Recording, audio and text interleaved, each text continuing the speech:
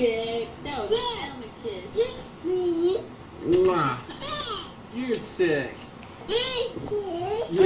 Oh, man, that's Show me kisses. Give me kiss. But I do love you Mwah. Thank you. so. Little bugger. Kiss me. I love my Kiss family. me.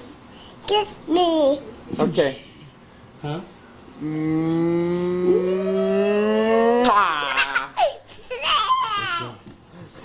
You're sick. The approach of what it means to be a little boy, a young man, and then a man. And that's what this video series is about. You, of course, are watching the Nutnfancy Project. Unlike anything on the internet, we're kind of known for truth. That's what we do. That's what I do. Yeah. That, by the way, is a crew patch. That's pretty cool. Yeah, that was for Soldier Boy, and I actually gave a couple of the extras away in December. I love that coloration. Maybe he orders some more. I don't know. He runs a web store. I don't. Here's these. Shameless promotion. I love the Pissed Off Owl. That's my favorite. FDE. They're awesome. So what are you going to get in this video series? You may be wondering. The title will give you a heads up on what's coming your way. It will be a multi-part series on our approach, specifically my approach, into raising this. Hopefully better than this. I'm just kidding. But raising your son, and we've shown a lot of our interaction through the years very honestly in the Nutnfancy Project. It has resonated with thousands, maybe millions of people across the world. We are, I think it's safe to say, unlike any other family we know of. We're unconventional, we're loving, we're crass at times, we are very honest. And that honesty is very important to me as a dad, as a husband. It will drive to one of the concepts we're going to talk about, and that is honest communication. And to basically raise a well-rounded, responsible, hardworking, reliable, fun adult. And in this case, in this series, a male adult, a man. Your son. And that's what we're going to talk about. I posted a series called the Awesome Daughter series last year. A lot of the audience members really connected to that with their little girls. And I approached this series the same way. I'm not coming in front of the camera. We're not coming in front of the camera saying this is how you have to do it. But we've had a lot of people write the post office box, questions to Nutnfancy, that are seeking help. They're new dads. They come from broken families, dysfunctional families, and they really don't know what's going on. And they go, how can I get maybe some of the elements that you guys have in your families, in your family, into my family? And that's what we're going to do. We're going to share with you a series of stories and some serious stuff and some funny stuff, some outlandish stuff, just like that first story, to make a point. And the point is that even today, with all the societal pressures, with all the political correctness, you can still raise a normal, well-rounded, self-confident, self-reliant, fun, loving, kind human being that becomes, whatever, the awesome son, the awesome man. If you want to fix society, fix the family. I mean, society has a lot of problems. We've talked about that in the political videos. I won't go into it here. But if we fix the family unit, we're going to strengthen society. So, in my own little way, you know, I found a great woman, married over a quarter century ago. I'm 51 years old now. We've been married, 28 years? This is Nutnfancy myself. So we have some experience. We've been a successful family. We're still together. There's a lot of love in the family. We have our problems. She can't deal with it or something? True or false? Yeah, everybody does that. You're not going to have a family. You're not going to have sons and daughters and wives and husbands where you do not have conflict. It's a normal part of our existence here on Earth. So we just handle it. We move through it with some good principles of communication and hopefully a selfless approach to it, and things will work out. And they will. When you come to this video series, by the way, and this is really important, you're coming to ask us about our value system. So mine to begin with, I've imparted it to TacticalDoodle, TD, and his lacking brother, by the way, Yeah. who did not want to come in front of the camera, nor did Mrs. Nutnfancy. I tried to pressure her big time, didn't I? Yeah. She refused. She's also dressed like she's taking ice core samples in a penguin refuge right now. So it's inside, and I swear it's 80. Overnight, she's got she a went sweater from hat on, 2 48 jackets. to 100, because she's huge knit cap and the down jacket, and then she still has the heater going. Did you catch what he said? Taking core samples of the ice in Antarctica. That's TacticalDoodle's advanced sense of humor. Takes some SOH. legwork to get there. It's so funny. And then if you're wondering where Suspect is, he's doing the Oryx raid right now. So yeah, maybe we'll talk about that too. Just about that. So this video series, I think I'll make them maybe 25, 30 minutes a piece. That will be ideal. Break them down and maybe 2, maybe 3. There's a lot to talk about. It will be unlike anything you've seen online ever. I never read a book how to be a dad ever, because I kind of distrusted, even way back when in the 80s, in the 90s, I distrusted societal messages on parenting to a large degree. I didn't like what I saw in the media. I didn't like what I saw from back then, even political correctness, and I figured I would start from a fresh slate. Good morning. And I'll get back to my other point about values here in just a sec. But when I decided to become a dad, in some ways, and Doodle, you can help out with this, I kind of had to divorce myself from my own family in some ways. I still love my family. My dad was killed in an aircraft accident many years ago. I loved a lot of the things he did. I've done video series on lessons from my father, things he did which I super respect. And I've said before, there's other things he did which I didn't respect, and I didn't like it. I didn't want to bring those elements into my own family, this right here. And there are some things that I saw on my mom's side I didn't like either. On both sides of the family, we had substance abuse. There was physical abuse in some occasions. The paint job on his AMC Javelin. That's my dad. He painted his AMC Javelin like this. With stars. Goofy paint job. Shooting star. It looked like a Lisa Frank Trapper Keeper. He had the worst sense of taste in clothes, cars. Not the car. The AMC Javelin was cool back then, but he just put a totally dicked up paint job on it. Stars. Oh my gosh. Like and he the welded cartoon 2 ones. angels fins on the hood. I hope I can find photos. If I can, Hopefully. I'll I think we have it. It's no, we're not really talking about that. I mean, sense of style aside, but my dad was kind of harsh with the family, to be honest with you, because he came from a harsh background. There was a lot of spankings. He would take the belt to us kids, and he took it especially to my oldest brother, who was kind of a rebel. And so there was some spankings. He'd wake us up in the middle of the night to do floor waxing parties on our wood floors on base housing, and we would all be crying and carrying on. We're going to talk about the concept of work, but that is not the way to go about it. My dad had a lot of great qualities, but there were some things. My point is that probably like you, you're going to have to reinvent things. So I don't ever think that that's an excuse why you suck as a parent. You know, I'm a bad parent because my dad or my mom, or I didn't have a dad, didn't have a mom. I came from an abusive parenting situation, and so I'm going to do the same.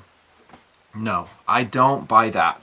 I'm not going to say mine was awful. It wasn't. There was a lot of mostly happy moments, but I basically had to start from a fresh sheet of paper for my own kids. because you're a thinking adult. We were just having this argument with Mom earlier. Yeah. Because she was saying her sister out of high school started working. But she blames her not being in a different career and making more money because like it's a big worry for her all the time and she doesn't like it. She blames it on working after high school, and our disagreement was, well, she's blaming everyone else, like, yeah, Mom didn't tell me to go, I never as an adult you should be able to chart your own path and see what you like. Correct. Like his dad, he came from a shit shack of an upbringing. You know, the alcoholism, the beatings, that... My dad wasn't an alcoholic, but his dad was. Yeah, so he... And my dad would go on TDY for basically 3 weeks at a time, and us kids would be all alone. So that's one of the things we're talking about. To his credit, he improved it, and I think you see that a lot in our... He did. Our My dad did going improve back, it. because going to the 30s, you know, they're making kids work in mines, or what, I guess that was 1870 something. So I mean, generationally, as a group, everyone's kind of improved it. So just because you come from a bad background, you may not have the examples. It may not be as easy or natural for you to be a good parent.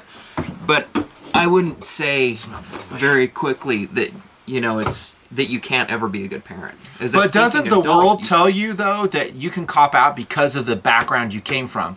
That isn't that a catch-all reason why you do what you do? Whether you're a mass shooter, and I'm going to the extreme example to make a point, or you're just a bad employee, you're a bad husband, you're a bad boyfriend, doesn't society say, well, doesn't the media go, well, his background was really, really rough? Whose wasn't? Really? I mean, how many people do you guys know that are on the other side of this camera that you look at their family and go, oh, that's a perfect family? We fight. We fight. We have disagreements. We get pissed at each other. He and I get pissed all the time. Funny ones lately, too. It's pretty funny. I wish I could tell you. Really wish I could. It had to do with boobs. You weren't there on Thanksgiving, though. Me and Suspect had a shouting argument over French toast. Well, there you go. That's what we're talking about. That's a normal part of being a family. Okay, and what I was going to say about values is you're coming to this video to understand what the Nutnfancy clan values are. So we're not going to apologize for them. We may mention God, we may mention our faith, and you're just going to have to deal with it. Okay, we're not coming to your channel to find out what your methods of parenting are. You're coming to ours. I have to say that because inevitably there'll be people in the comments go, well, you know, I don't like this, I don't like that. Well, sorry, not really, but that's just the way it is. And speaking of that attitude, as a dad, you kind of need to adopt that strength of character. And I'm really, really being honest with you guys that you have a vision of how you want this to be. And it starts with a vision. And the best day of my life, and it's just the way it is the day I held him as a new baby. And I'm being totally straight up with you guys. I still remember how wonderful that was. He was such a precious little baby. I don't know what happened. But look how sweet he is. But as I held baby TacticalDoodle, my mind raced, as yours probably has if you're a new dad. I thought about all the things I wanted him to be, all the things I could teach him, the fears I had about living up to my own expectations, the expectations of the missus, the expectations of him as he got older. Would he look back and go, hey, Dad, you were a failure? Or, Dad, you did a pretty good job? And all those things raced through my mind. And it's a wonderful time as you caress your little baby boy, your baby girl. I have a series of videos on that, and that has been out for about a year. And we'll echo some of the same things in this video series. But it is a really cool time. The world nowadays is telling you, and telling society as a whole, is you don't have to be parents. In fact, it's totally okay if you never have children. True or false? Yeah. There's a flippance, too, to, like, as a society, we still think killing people is bad, but for some reason, no one really cares about making people. I've always thought that's kind of dicked in a way. Like, there's this kind of a lack of importance to people when they have a kid. Like, there's responsibilities kind of disappeared. There's kind of an animosity towards people like that. I've sensed it. So if people choose to have a family, they choose to have children, sometimes they're looked down upon. And they go, oh gosh, here we go. Now, I think sometimes, and this is kind of getting off on a tangent, I'll bounce right back, but they'll look at that family and go, well, unless you have, an ability to feed, don't breed.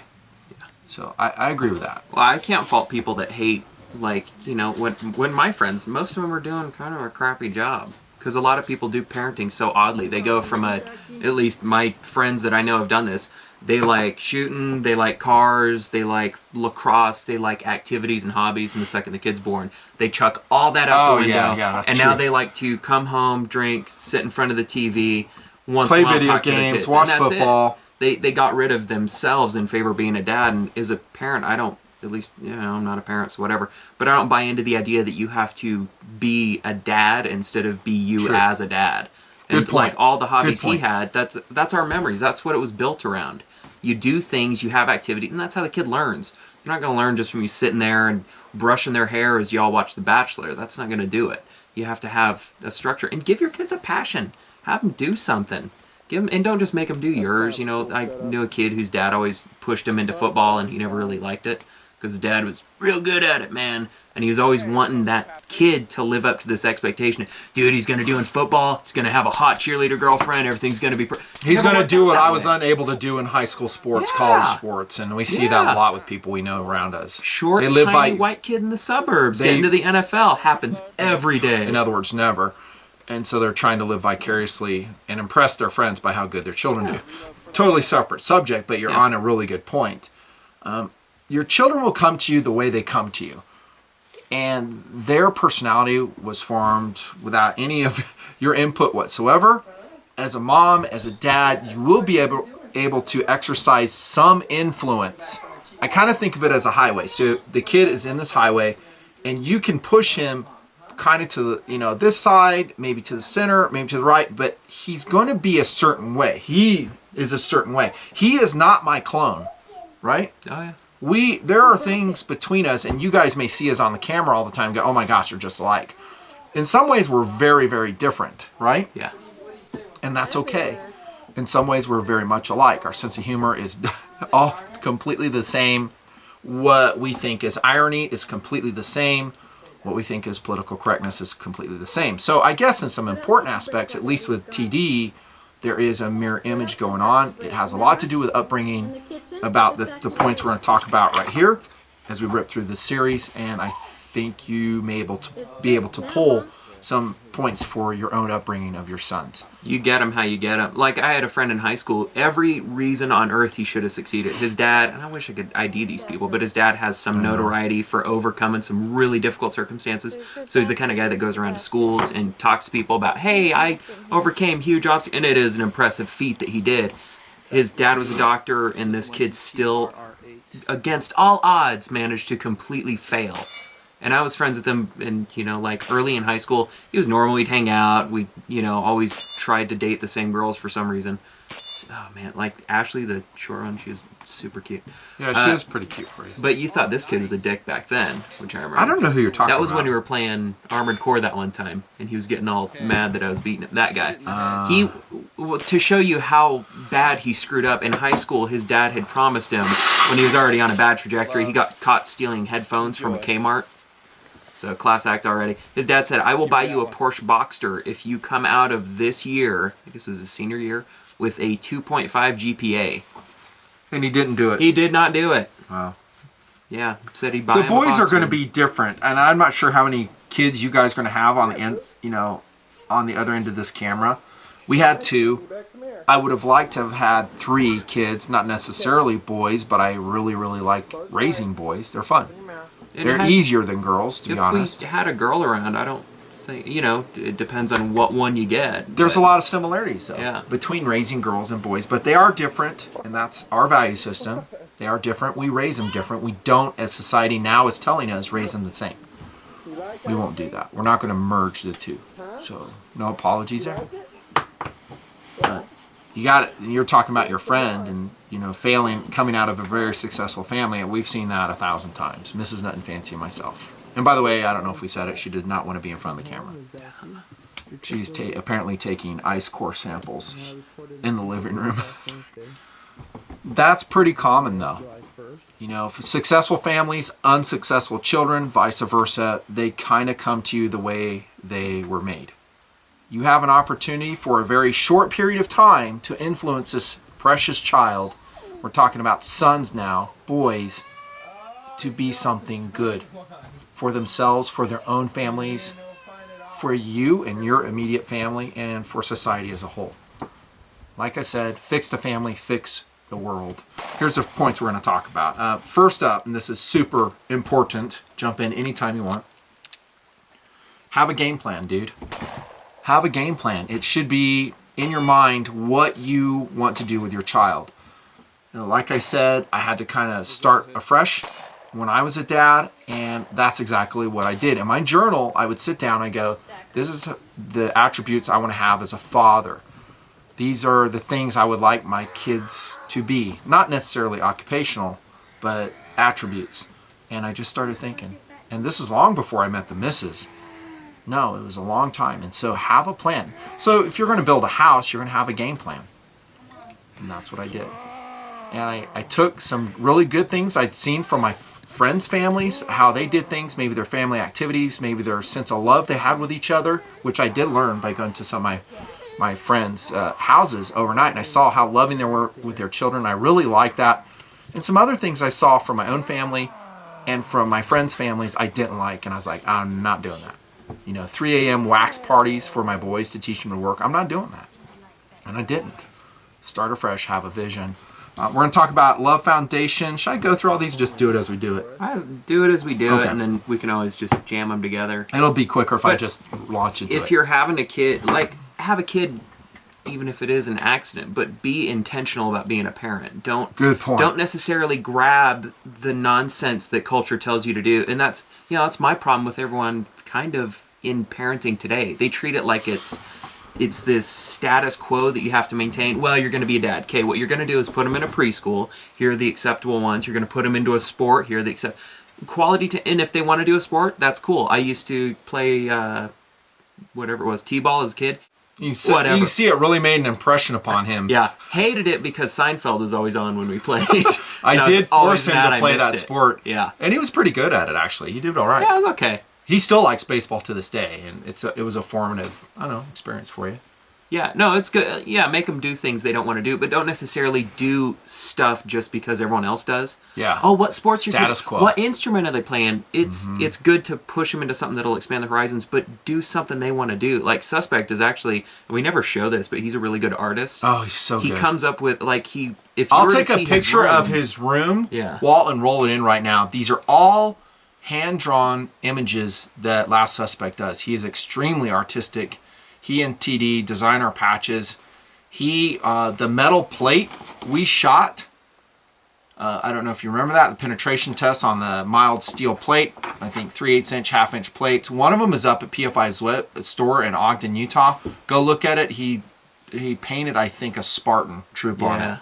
Pretty sick. And It's he did it good. by freehand. It's excellent. He's got a very distinctive style too, which is kind of hard to do these days, and that's his Kind of a thing Gundam now. style, That's if what you know what that is. He's leaned into. Yeah, it's got a Japanese influence, Anime. but it's not like really anime. Maybe It's very technical and mechanical. It is very technical. He'll do anyway. Yeah, you'll see. But that's that. But that's his thing. So it wasn't we didn't push it like he did soccer. I think as a kid, most boring sport ever. He had to do that stuff, and it is good to push him into it. It's formative, whatever. But We'll talk after a about while, we kind of, let him do the art thing, and then engage with him on that. So, we draw and do that kind of stuff and create stuff. He's always been a creator. As a kid, he used to make little Gundams out of blocks and design stuff. And I think that So is he. imagination They were now both that way. is kind of gone. As a parent, there's this We'll talk about that, though, norm when we of get just, to this point right here. hey kid, you're 5, here's an iPad, here you go. And it supplants their creative endeavors, and instead you create this media consumer. And I teach kids all the time that that's all they do. Well, since you introduced it, let's just talk about that now. And we're not going in any particular order, so don't read into this going, oh, this is the most important thing. No, we're going to jump around. I think it's a more interesting video that way. It's definitely honest. That's what you always get when you come here. The media addiction thing is a big problem in society, and I don't care what anybody says. I think in life you have to have real life skills. You should know how to fix things. You should know how to solve problems. You should know how to interact socially with other people of all different races, religions, political interests, and get along with people. And that takes exposure to the real world. So, but that being said, it can be like a movie. It can be used in small doses. We've had a lot of discussions. We've had a lot of fights in our family, to be totally honest with you guys, usually from me to Mrs. Nutnfancy, about the amount of video games played in the house. I generally lean to the side of I'd rather burn them. And she's like, what else are they going to do? Especially when it it's would the bring norm for discord him. to the house. I was willing to fight the battle, still am, but I wasn't always there to fight the battle. So me coming back into the house and re-engineering things the way I would prefer them to be created more discord and more unpleasant feelings in the household. And so, As a dad, you're not going to win every battle. As a mom, you're not going to win every battle. Things are not going to be according to that vision you set in your mind. Do you remember that vision? Well, you'll meet most of those goals as a dad, but some of them you're not going to meet. Either it will be your own failing, that you screw something up, you set a bad example, and plan on that, by the way. Or for whatever, Murphy's Law, it just won't work out. It's kind of like, a battle, a football game, that you just do the best you can. You somehow snatch victory from the jaws of defeat. That's in a lot of ways what parenting is. But without that vision, you don't have a rudder in life. I'd say don't set, like when you're making a goal for it, don't set it on the worthless stuff. Don't say, hey man, my son, I'm going to walk out his senior year of high school. He's going to be restoring a fastback Mustang. His super cute blonde cheerleader girlfriend's going to be sitting on the fender. He's wearing a tank top. He looks rad as hell. I'm like, hey son, you want some help? He's like, no, Pops, I got it. Not going to happen. Don't fix your And a lot of people goals do on that. Fix it on, this is the kind of relationship I want to have. I want my kid to be able to come to me and say, hey, my buddy had angel dust over the weekend and I wasn't into it. You want that dialogue. Make it on the stuff that is more realistic and not so much the frivolous stuff, because I think people hang their hopes of a child on that. Here's a question He's for going you. to fish with me all the time. Hey, fishing. You can't always count on that. There's some of that dynamic. I don't know if you guys have picked up on that in TNP, because I'm pretty outdoorsy. I like backpacking. Well, actually, the work of and packing and cleaning and backpacking, I don't. But I love getting there and bivouacking and spending time in the wilderness. He hates it. Hate it. And I do think a lot of it had to... We never Not did yet. what you called pussy camping, though. It was always a trek. No RV So we never camping. do it nice. It was always, hey, it's a 3-mile hike to No get in car there. camping with him. But that ties into one of the things we're going to talk about. So that's the intro, pretty much. We're at 30 minutes already. I want to end with this, though. Talking about how don't have unrealistic and detailed expectations of what your children are going to be, your sons are going to be. That's really important for your happiness, because sometimes if that expectation is not met, and it probably will not be, you'll feel like a failure as a dad, as a mom. And so you might want to back off. I won't say that I didn't have detailed expectations for my kids. I did. I had a very, you've read a journal, right? Mm-hmm. I did. But at the same time, I realized that, hey, they're their own people. They're going to do what they're going to do. And I'm totally cool with that. And we'll end with this, too, is you don't have to be a conventional family. We definitely are not. A lot of people don't even know how to take us. We like break so many molds, they don't really know how to classify. It's like, you guys, fart in front of each other. You cuss once in a while. And yet you're very loving. It just blows your mind. But it's what you said. I mean, we're not trying to conform to a societal mold for a family. In fact, I kind of reject it. It's like, I'm going to do my own thing, just like TNP. If guys like it, awesome. If they don't like it, sorry. I'm just following the dictates of my own conscience and what I think is best for my family. I watched a great movie, if you guys ever get a chance to watch it. It's called Ice Blink, and it's a story of a family who took their daughter and their son and raised them on a sailing vessel. And they had basically no money. Go watch Ice Blink, and you watch how that mom and dad raised their daughter and their son very unconventionally. They went to school in Europe. They went to school in different continents, while mom and dad went ashore and made money so they could sail again. And they taught them a love and appreciation for wildlife, for this world, nature, and all these wonderful things. If you talk to the kids today, they would be raised exactly the same way, even though it was very unconventional. People mocked them when they did it. They come ashore and they go, don't you guys want to live normal? And the daughter and the son at the time, living, I don't know what it was, in 20 square feet of space aboard their little sailing vessel. They hated it at the time, but now they don't. And a lot of parenting is like that. That as the child, this guy, goes through it, they don't have the wisdom to know that what they're going through has a plan, has a purpose. And they're going to reject it. They're going to rebel against it. They're going to try to manipulate you with all types of destructive behaviors. Sound familiar? And they're going to try to manipulate you to get their way, and you have to bounce back to that vision that you had as a dad, as a mom, and go, no, this is how we're going to go. This is where we're plotting our ship. Going back to that example, we're going to sail over there, and this is the expectation I have for you. And getting back to the value system, though, like I know somebody, her kids, the way she raised them, it never had a purpose to it, and you can't assume, like, don't think your kids understand everything that's going on. We'll get don't to just that. give them. That's over We'll here. get to it whenever. No, dude, we got to wrap it All right, up. leave it then. Yeah.